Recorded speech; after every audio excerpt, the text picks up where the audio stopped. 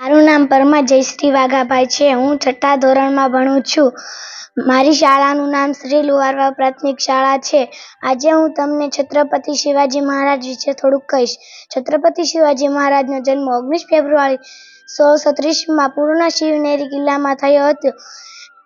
છત્રપતિ શિવાજી મહારાજ એક મહાન રાજા અને વીર યોદ્ધા હતા. તે મરાઠા સામ્રાજ્યના સ્થાપક હતા. તેમના પિતાનું નામ શાહજી ભોસલે અને માતાનું નામ જીજાબાઈ હતું.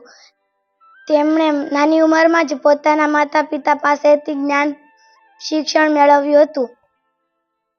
તેમના વ્યક્તિત્વ ઘડતરમાં માતા જીજાબાઈ, દાદા કોળદેવ અને ગુરુ સમર્થદાસનો અગત્યનો ફાળો છે. પર્વતીય પ્રદેશમાં ઉપયોગી તેવી ગેરીલા એટલે કે છાપામાર પદ્ધતિનો ચતુરાઈથી ઉપયોગ કરીને શિવાજીએ મુગલ પાસેથી મરાઠા સામ્રાજ્ય જીતી લીધો હતો.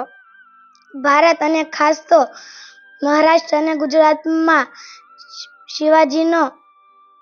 શિવાજીને વીર પુરુષ તરીકે ગણના થાય છે.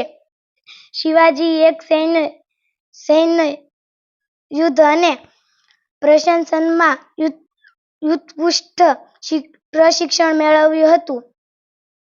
તે હંમેશા સમાનતા અને ન્યાયમાં વિશ્વાસ રાખતા હતા.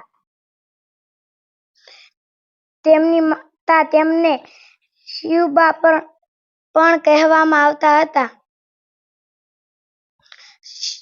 3 એપ્રિલ 1680માં રાયગઢમાં શિવાજીનું મૃત્યુ થયું.